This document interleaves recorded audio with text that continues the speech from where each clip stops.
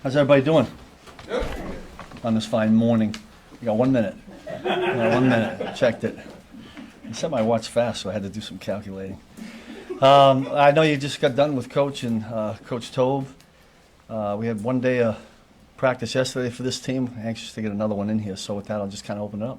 Steve, you played against DeAndre Hopkins. You had a game plan against him. Yeah. What's the difficulty of that matchup? Yeah, big wide receiver that has a huge catch radius, right? Catches everything.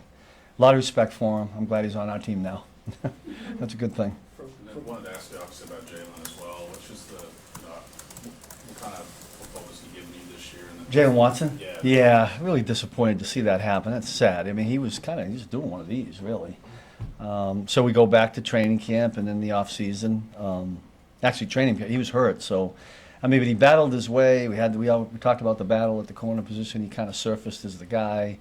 You know, had been the guy since the beginning, and to have that happen, I think, is crushing to all of us. But somebody else has got to step up. I mean, certainly Nazi will get in there, Josh will get in there. We may rotate some guys, do some different things, but we'll have to find a guy that can be as effective as Jaylen was. Chris Roland-Wallace saw a little bit more work this past week. Say it again. Chris Roland-Wallace? Yes. Saw a little bit more work. How is he? You said Chris, I immediately go to Chris Jones, and then I had to get the other. So we got C2, so Chamari Connor we call C2, and Chris is C-Row. So I got C2, C-Row, there's some other initials in there, J. Reed, JR. I'm sorry, go ahead. It's good to know. Yeah.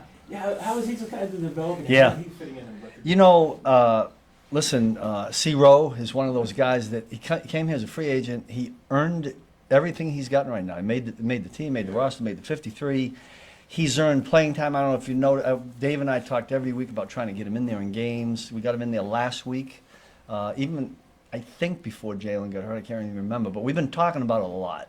I guess what I'm trying to say is he's kind of earned the right to get some playing time. So you'll see him in and out of there, and we're going to have to use him as one guy goes down. You know, other guys' responsibilities go up, so that'll happen to Chris. Do you remember the time when he caught your eye when he first showed up? Was it OTAs? Was it in a meeting? Was it at camp? You know what, Adam? You know what it was? What really stuck out first? So he came.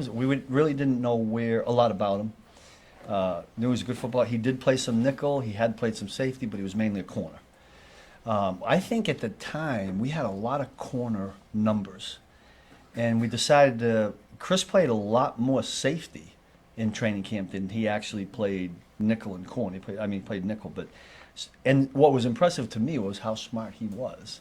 And here's a guy that goes from playing outside in college and some nickel to playing safety, which is not easy in any system.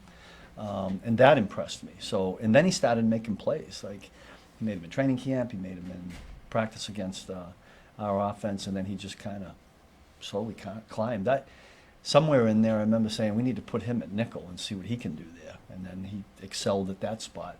It didn't seem real big to him. Like he didn't. I was really impressed with the way he handled it. What are the chances that Roland-Wallace could emerge, you talked about Nazi and Joshua, but even emerge as a possibility to be a replacement for Watson? Well, we'll see. To this point, Chris has played more. He's been safety, he's been inside, and so he hasn't been out there for a while. So right now it might be Josh and Nazi, but there's nothing that says we can't, move Chris Rowe out Is there there. a trickle-down effect that affects like Trent? Like if you, in a dime looks, maybe there's temptation to keep him on the outside if there's talent. Yeah, we'll see. We have some package. We had a package where we did that with him in those dime situations. I didn't get to it a lot. We may have been in 3 or 4 snaps. So we have it. We'll see how often we use it. Hicks made a nice adjustment on Yeah. the interception. Just tell us about. Yeah, Jayden, some of the things we do here are what he did at Washington State, and when we call those certain coverages, you can see that he can unwind it. It's natural for him, and that some things we do in the red zone, I think he did when he was in college. I thought he made a really good play on that. Found the football, right? I mean, your eyes got to get back to see it to catch it, and I thought that was a huge play. I mean, a turnover in the red zone is big. I was really happy for him. So too, I told C-Row and Jaden Hicks that 20 years from now, when they're all done playing and they'll be talking about, and they'll say, remember we both got our first interception in the same game. I thought that was pretty cool that 2 rookies got on the same day. That was a great catch by Chris too. keep his feet in. Nate? I remember in training camp, Steve, you said you wanted to see more physicality from Felix. Now 6 games in, seeing what he's doing on the edge, maybe setting the edge a little bit better. Just is this incremental progress that you had maybe anticipated or wanted to see? No, it's a good point, and I don't remember saying that, but I'm sure I did. If you said that, Nate, I think I probably wanted them all to be more physical. I can think of a specific play from this past game where he really was that. And I think we all need to do that. I think this team we're getting ready to play, we need to be that because I know they're going to be that. You know how much respect I have for Antonio. I know he's going to have this team ready. He's going to have this offense ready. I mean, we got to be ready to get punched in the mouth because that's what they do. And you know, if they don't turn the ball over, this team's in every game. This is we only look at it from the standpoint of what offense we got to stop, but we're not letting our guard down. Which play was it? You know, he was on the right side and he came and I think somebody was pulling and he kind of thought he was good and physical and made a good play on it. I can't remember what they got on it, but as soon as Nate said that, that's what I thought of that play. Bonner? Steve, speaking of punched in the mouth, what do you remember most about that last game with the Raiders, and what would you say came out of that? I guess that's the most important thing. The thing I remember most is, we were in there swinging away, right? It was a pretty tight game, but where we kind of were disappointing as a group was when we had to stop them at the end, right? I think we had enough timeouts. We call it 4-minute defense, right? And we didn't get that done. They ripped off a couple of long runs and kind of iced the game, which is what you want your offense to do if you're on their sideline. But we would have liked to have rose up somehow and got the ball back to Patrick one more time. Am I right in saying it was a 2014 final?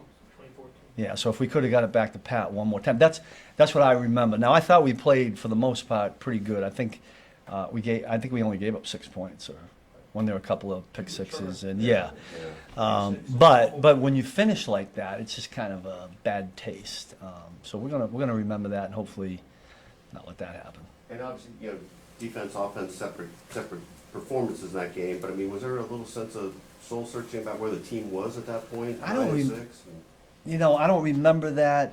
Listen, that's Coach Reed's job, team-wise. We're kind of one of the, in the defensive unit meeting room, that's kind of what we do. Good, bad, or indifferent. Our job really doesn't change. I say this all the time, whether we're ahead or whether we're behind. So we stay in our lane, so to speak. Thanks, everyone. All right, good. Thanks.